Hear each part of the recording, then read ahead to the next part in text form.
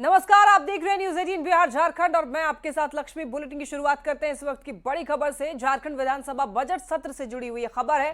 सदन की कार्यवाही दोपहर 2 बजे तक के लिए स्थगित कर दी गई है। कार्यवाही के दौरान आपस में सत्ता पक्ष के एक विधायक और 2 मंत्री भिड़ गए।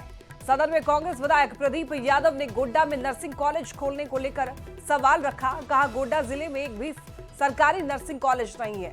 स्वास्थ्य मंत्री इरफान अंसारी ने जवाब दिया। कहा, स्वास्थ्य विभाग जल्द गोड्डा में सरकारी नर्सिंग कॉलेज की सौगात देगा। प्रदीप यादव और मंत्री इरफान अंसारी के सवाल जवाब पर इधर मंत्री सुदीव्य कुमार ने टोक दिया। मंत्री सुदीव्य कुमार ने कहा कि सदन में ऑब्जेक्टिव सवाल और जवाब होना चाहिए, कटाक्ष की भाषा नहीं होनी चाहिए। मंत्री सुदीव्य कुमार के कटाक्ष पर इरफान अंसारी का ऐतराज। मंत्री सुदीव्य कुमार हर चीज में टोकते हैं। इस पर सुदीव्य कुमार ने कहा कि सदन किसी की व्यक्तिगत संपत्ति नहीं है। सौगात की जरूरत नहीं है। कॉलेज बनके तैयार है, आपने स्वीकार भी किया है। प्रश्न को पढ़िए जो उत्तर आपने लिखा है। भवन बनके तैयार है।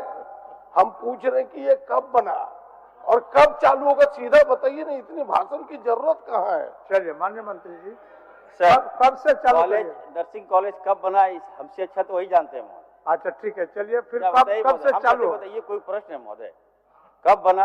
आप बनवाए होंगे से मतलब बना, कब बनवाएंगे ये भी आपको पता है। लेकिन महोदय मैं आश्वस्त करता हूँ माननीय विधायक को कि मैं बहुत जल्द इसको चालू करवाऊंगा महोदय, और बहुत जल्द। गोड्डा से मेरा से लगाव है महोदय, हमारा क्षेत्र भी संसदीय क्षेत्र भी रहा फादर का महोदय, तो निश्चित तौर पर महोदय हम चाहते भी हैं कि राज्य के बच्चे हमारे पढ़ें महोदय। मेडिकल के क्षेत्र में महोदय अच्छा प्रश्न है, निश्चित तौर पर चलेगा। क्या बोल रहे हैं संसदीय कार्य मंत्री वर्तमान? बोलिए। पता नहीं क्यों ये प्रतीत होता है कि ऑब्जेक्टिव सवाल भी नहीं आ रहे हैं, ऑब्जेक्टिव जवाब भी नहीं आ रहे हैं। मेरा आपके माध्यम से आग्रह होगा माननीय मंत्री से कि ऑब्जेक्टिव जवाब होने चाहिए। ये कटाक्ष की भाषा उचित नहीं है सदन में। चलिए, तो मैं निश्चित रूप से आपके माध्यम से जरूर आग्रह करूंगा कि ऑब्जेक्टिव जवाब दीजिए, और ऑब्जेक्टिव जवाब मर्यादा पूर्वक होना चाहिए। माननीय मंत्री जी, सर सोनू एक मिनट, उतना काउंटर करने की आवश्यकता नहीं है। माननीय विधायक प्रदीप यादव जी पूछे कब खुलेंगे, आप कब खुलेंगे? खुल जाएगा मार्च के बाद, इतना बता दे, बता दीजिए। काफी है, इससे आगे जाने की जरूरत ही नहीं है। नहीं, उनका सुझाव ठीक है, ऑब्जेक्टिव में बोलिए। सर मेरा प्रदीप जी का मामला था। सोनू जी बहुत जानकार है, हर चीज में कुदकते हैं महोदय। लेकिन चलिए, मुझे कोई आपत्ति नहीं है महोदय। मैं ये कहना चाहता हूँ, ये सदन किसी की व्यक्तिगत संपत्ति नहीं है। नहीं कोई बात है, ये लोकाचार है, और लोकाचार में अगर मैं कर रहा हूँ उनसे महोदय, नहीं कर रहे, चलिए रोका जाना चाहिए। हो गया। प्रश्नकाल में विधायक राज सिन्हा ने सरकार को घेरा, अनियमितता का मुद्दा उठाया, स्वास्थ्य योजनाओं में गड़बड़ी का आरोप लगाया। कहा, राज्य भर के स्वास्थ्य केंद्र और अस्पतालों में करीब 50 करोड़ की वित्तीय अनियमितता हुई है। जननी सुरक्षा योजना, राष्ट्रीय बाल स्वास्थ्य कार्यक्रम, महिला बांधेकरण और मोतियाबिंद ऑपरेशन के नाम पर राशि खर्च, वित्तीय अनियमितता की जांच कर दोषियों को चिन्हित करने की मांग की गई। स्वास्थ्य मंत्री इरफान अंसारी ने इसका जवाब दिया। कहा कि राष्ट्रीय स्वास्थ्य मिशन के तहत सिर्फ जननी सुरक्षा योजना में गड़बड़ी, बीजेपी विधायक हवा में सवाल न करें। तो स्वास्थ्य के क्षेत्र में जो गड़बड़ियां हो रही है अध्यक्ष महोदय पूरे प्रदेश के अंदर, और मैंने अध्यक्ष जी मैंने तो प्रश्न किया था यह सोचकर कि लगभग 50 करोड़ का ये अनियमितता है, लेकिन जो सरकार का उत्तर आया, जो जानकारियां मिली अध्यक्ष जी, कम से कम मुझे लगता है कि यह अनियमितता 100 करोड़ से ऊपर की गुजर जाएगी। अध्यक्ष महोदय, इस प्रश्न खंड के खंड 1 को देखने पर अध्यक्ष महोदय सरकार का जो जवाब आया अध्यक्ष महोदय, उसमें सरकार ने इसे आंशिक रूप से स्वीकार किया है। लेकिन अध्यक्ष महोदय कोई ब्यौरा का सूची संलग्न, कोई भी एनेक्सर मिला नहीं है, कोई सूची संलग्न नहीं है अध्यक्ष महोदय। सरकार अध्यक्ष महोदय एक तरफ तो आंशिक रूप से स्वीकार भी कर रही है, लेकिन दूसरी तरफ अध्यक्ष महोदय यह एक उत्तर में जो दाखला दे करके और इसको लीपा पोती करने का काम अध्यक्ष महोदय कर रही है। 2 जगह महोदय हम स्वीकार भी कर रहे हैं कि जननी योजना के तहत महोदय कुछ गड़बड़ियां त्रुटियां हुई है महोदय। एक सामुदायिक स्वास्थ्य केंद्र सदगावा और गोड्डा में महोदय वसंतराय में हुआ है महोदय, महगवा में। तो इसकी जांच चल रही है। हम लोगों ने देखा थोड़ा बहुत अनियमितता पाई गई थी उस समय, और पूर्व के जो मंत्री ने निर्देश भी दिया था एफआईआर का, जो गड़बड़ी किया है डीसी के माध्यम से जांच भी हुआ और कुछ त्रुटियां पाई तो हम लोगों ने निर्देश दिया, उस पर कार्रवाई करने का आदेश दिया। सदन में जेएमएम विधायक हेमलाल मुर्मू ने ऋण पास से जुड़ा हुआ सवाल रखा। कहा राज्य सरकार ने संस्थान के उन्नयन और विकास के लिए अपेक्षित विकास नहीं किए हैं। सिर्फ बिल्डिंग और गेट बना देने से ऋण पास का विकास नहीं हो सकता। स्वास्थ्य मंत्री इरफान अंसारी ने जवाब दिया। कहा ऋण पास के एकेडमिक विकास के लिए विभाग प्रयास करेगा। बना रहे हैं, गेट बना रहे हैं।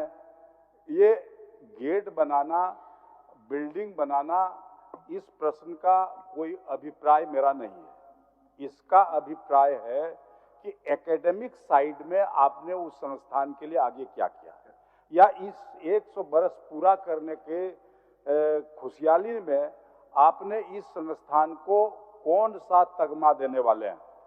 महोदय, सवाल इस बात का है, हम तो कहेंगे महोदय एक ही साथ हमारा रांची और तेजपुर और सबसे बड़ा जो अभी हिंदुस्तान का सबसे बड़ा हॉस्पिटल बन गया बेंगलुरु का, जो राष्ट्रीय मानसिक स्वास्थ्य एवं तांत्रिका विज्ञान संस्थान जिसको कहा जाता है, तो एक साथ सभी संस्थान प्रारंभ किया गया था। क्या इसको यूनिवर्सिटी बनाने के लायक नहीं है क्या? सर, एकेडमिक डेवलपमेंट करने के लिए सर हमको पहले वहाँ का स्ट्रक्चर को देखना होगा सर। जी जी, देखिए उसको देखते हुए मैंने महोदय 54 करोड़ 90 लाख रुपया अभी हमने राशि स्वीकृत की है महोदय। तो जब बिल्डिंग वगैरह बन जाएगा, बड़ा बिल्डिंग बन जाएगा महोदय, उसके बाद में एकेडमी के लिए हम लोग प्रयास करेंगे। तो आने वाले दिनों में महोदय आप देखिएगा उसी कड़ी में हम लोग आगे बढ़ रहे हैं महोदय।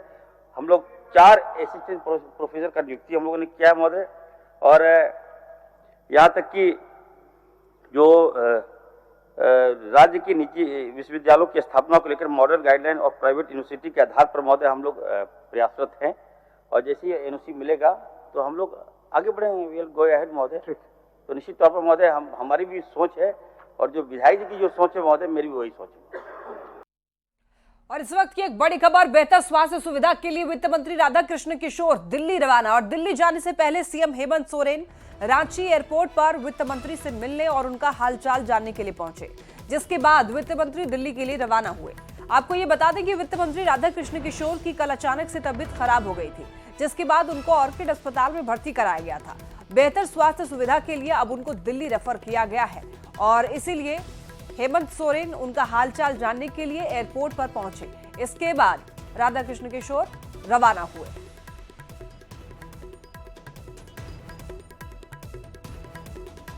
मैया सम्मान योजना से जुड़ी ये बड़ी खबर है। चाईबासा की महिलाओं को सम्मान राशि नहीं मिली है। अब ऐसे में परेशान महिला लाभुक प्रखंड कार्यालय पहुंची हैं। आधार अपडेट कराने के लिए कर्मचारियों से बात की। कई महीनों से वृद्धों को भी पेंशन नहीं मिला है, और देखिए पेंशन बंद होने से वृद्ध महिलाएं जो हैं वो परेशान हैं। आपको बता दें कि मैया सम्मान योजना की राशि का इंतजार कर रही हैं कई मैया, और ऐसे में बार बार घर का काम छोड़कर ऑफिस के चक्कर लगाने के लिए मजबूर हैं। कुछ महिलाओं के खाते में राशि जरूर पहुंची है, लेकिन कई ऐसी महिलाएं अभी भी इस राशि से वंचित हैं। उनके खाते में ये राशि नहीं पहुंचाई गई है, जिसकी वजह से उनको परेशानियों का सामना करना पड़ रहा है।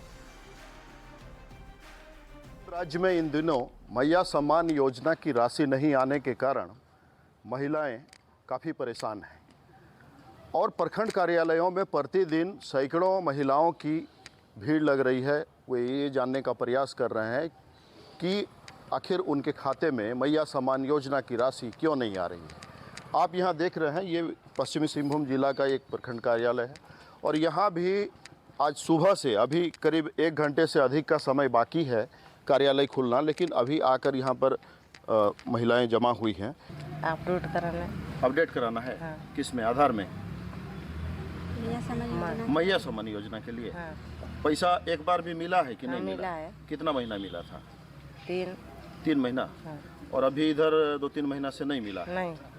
अच्छा, उसलिए आप यहाँ कार्यालय आए हैं? हाँ। तो आपका भी पैसा नहीं आया है? पैसा नहीं आया मैया सम्मान योजना के लिए। क्यों नहीं आ रहा है? कभी यहाँ संपर्क किए हैं कि आज ही आए? आज आए हैं।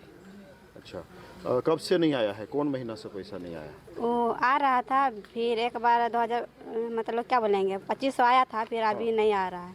एक बार आया था, उसके बाद इधर नहीं आया। हाँ। पैसा रुक गया है, नहीं आ रहा है। अच्छा, 1 महीना 2 महीना कितने महीने मिला था? हाँ मिला था पहले 4 महीना, उसके बाद 2500 करके फर्स्ट बार मिला, फिर अभी नहीं आ रहा है। तो उसी के लिए आप जानकारी लेने आए हैं? हाँ जानकारी लेना है, और सब बोल भी रहे हैं कि आधार अपडेट कराना आधार होगा। अपडेट कराना है।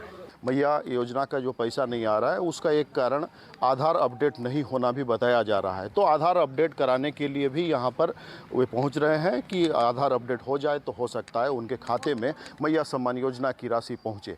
इसके अलावा कुछ अन्य लोग भी यहाँ पर अभी जिनसे हम लोगों ने बात किया कि कई महीनों से उनकी पेंशन की राशि भी बंद है और उसको लेकर भी वो जानकारी लेने आए हैं और आधार अपडेट कराने के लिए आए हुए हैं। तो इन दिनों मैया सम्मान योजना के साथ साथ पेंशन की राशि जिनके खाते में नहीं आ रही है उन्हें वैसे लोग भी यहाँ पर पहुँच रहे हैं और कार्यालय से संपर्क कर रहे हैं। रुपेश प्रधान, न्यूज़ 18, चाईबासा।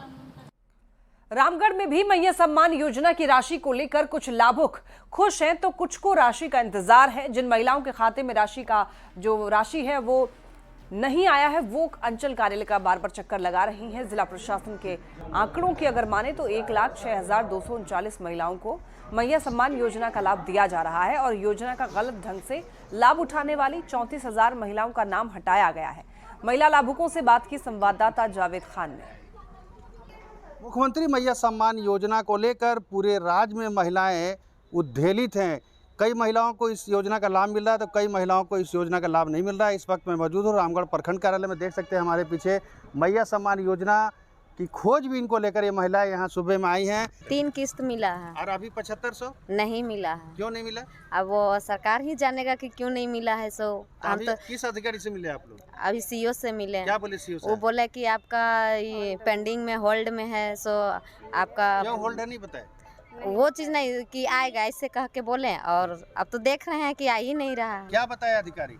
वहाँ गए तो बोले कि पेंडिंग में है, बाद में आएगा। सो बाद में आएगा। हाँ। मतलब 1 किस्त मिला उसके बाद आपको मिला नहीं? एको बार नहीं आया। अब कब भरी थी आप? हम भरे शुरू ही भरी, लेकिन तीसरा बार भरे मगर मेरा नहीं आया। नहीं आया? जब 1000 करके दे रहा था तबे हम भरे थे। तब एक नहीं। क्या मैया सम्मान कभी नहीं मिला? नहीं, एक बार भी नहीं मिला। क्या चाहती है सरकार से? चाहते हैं कि जब मिल रहा है तो सबको मिले। अच्छा, भेदभाव नहीं होना चाहिए। भेदभाव नहीं होना चाहिए। अच्छा, हमको तो फर्स्ट किस्त नहीं मिला है, बाद बाकी हमको सभी मिला है। 7500 आया है? आया है मेरा 7500। अच्छा, होली अच्छे से बीती? हाँ, अच्छा से बीता। हम तो बोल रहे हैं कि हेमंत सोरेन आगे जाइए और लाख लाख जिए। रामगढ़ जिले में कुल 1,06,239 महिलाओं को मैया सम्मान योजना का लाभ मिल रहा है, ऐसा प्रशासनिक अधिकारियों ने बताया। बाकी महिलाएं जो है अभी कार्यालय का चक्कर लगाने को मजबूर हो रही हैं। जावेद खान, न्यूज़ 18, रामगढ़। मैया सम्मान योजना राशि को लेकर के सियासी पारा भी आई है। जमशेदपुर में बीजेपी ने सरकार पर महिलाओं को झूठा आश्वासन देकर के राजनीति करने का आरोप लगाया है, तो जेएमएम ने पलटवार किया है।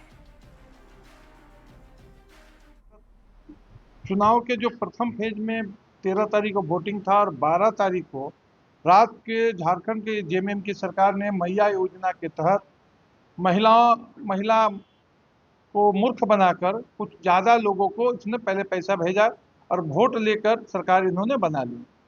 लेकिन आज के डेट पर ये कह रहे कि स्क्रूटनी करेंगे, उनका ये नियम होगा, वो नियम होगा। नियम के आधार पर ये महिलाओं के साथ विश्वासघात किया जा रहा है। 2500 महिलाओं को सम्मान देने का काम कर रहा हूँ। आज उनके भी सरकार चल रहा है बीजेपी का। कौन सा राज्य में और वो 2500 रुपया करके उनको मैया सम्मान देता है। आज जब यहाँ पर हम लोग हमारे झारखंड के माननीय मुख्यमंत्री हेमंत सोरेन जी ने यहाँ के महिलाओं को जब सम्मान देने का काम कर रहा, तो उसमें भी इन लोगों का घड़ियाले आंसू बहाकर यहाँ नौटंकीबाज करने का काम कर रहा है। चतरा से बड़ी खबर, अंकित हत्याकांड के विरोध में सड़क पर उतरे लोग आरोपियों की गिरफ्तारी की मांग कर रहे हैं। दुकानों को बंद, अतिरिक्त सुरक्षा बल तैनात किया गया है। दुकानों को बंद करा दिया गया है, वहीं अतिरिक्त सुरक्षा बल तैनात किए गए हैं। आक्रोशित लोगों को समझा बुझाकर शांत कराने के प्रयास में अधिकारी जुटे हैं। रिम्स में रखा है मृतक अंकित का शव। पोस्टमार्टम के बाद चतरा लाया जाएगा। घटना को लेकर के शहर में आक्रोश का माहौल है। इस मामले को लेकर एसपी विकास पांडे ने एसआईटी का गठन किया है। आपको बताते चलें कि एएसपी अभियान के नेतृत्व में गठित एसआईटी अब इस पूरे मामले की जांच पड़ताल कर रही है। एक्सक्लूसिव तस्वीरें आपको दिखा रहे हैं। पूरी तरह से सतर्क है और एक्टिव है और हर जगह हमारा फोर्स भी तैनात है। लोगों से आश्वस्त हम दिलाते हैं कि जो भी ये जघन्य अपराध किए हैं वो जल्द ही पकड़ी जाएगी। इसके लिए SIT टीम की गठन किया गया है, लोग छापेमारी भी कर रहे हैं। लेकिन इसके लिए जो आप अपना जो बाजार है, जो दुकान है, वो खुला रखें। आम जीवन जिस तरह का पहले से करते हुए आ रहे थे, ये पुलिस प्रशासन और हमारा प्रशासन का काम है, इसमें हम लोग लगे हैं और रिजल्ट बहुत जल्दी देंगे। आपसी मारपीट में एक व्यक्ति के घायल होने की सूचना प्राप्त हुई थी और अभी पता चला है कि उसकी मृत्यु हो गई है रांची में इलाज के दौरान। इस संबंध में जांच की जा रही है। CCTV फुटेज भी प्राप्त कर लिया गया है, लड़कों को चिन्हित कर लिया गया है, गिरफ्तारी के लिए छापेमारी भी की जा रही है। SIT भी गठन किया गया है और पूरी टीम लगी हुई है।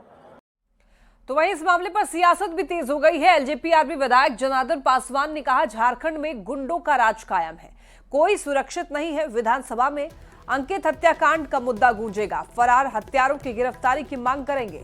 लचर स्वास्थ्य व्यवस्था को लेकर स्वास्थ्य मंत्री को घेरा, कहा डॉक्टरों की लापरवाही से तड़प तड़प कर चतरा के युवक की रिम्स में मौत हो गई। चिंता के विषय है। जंगल झाड़ में MCC TPC धीरे धीरे उग्रवादी समाप्ति की ओर है, लेकिन चतरा में जिस तरह से घटनाएं घट रही है और टाउन मेन रोड में अंकित कुमार पिता संतोष कुमार नामक व्यक्ति की जिस तरह से हत्या की गई है, ये बहुत चिंता के विषय है। हम ये कह सकते हैं कि इस प्रशासन पूरी तरह से फेल है और मैं मांग करता हूँ सरकार से कि दोषी लोगों पर तुरंत कार्रवाई हो।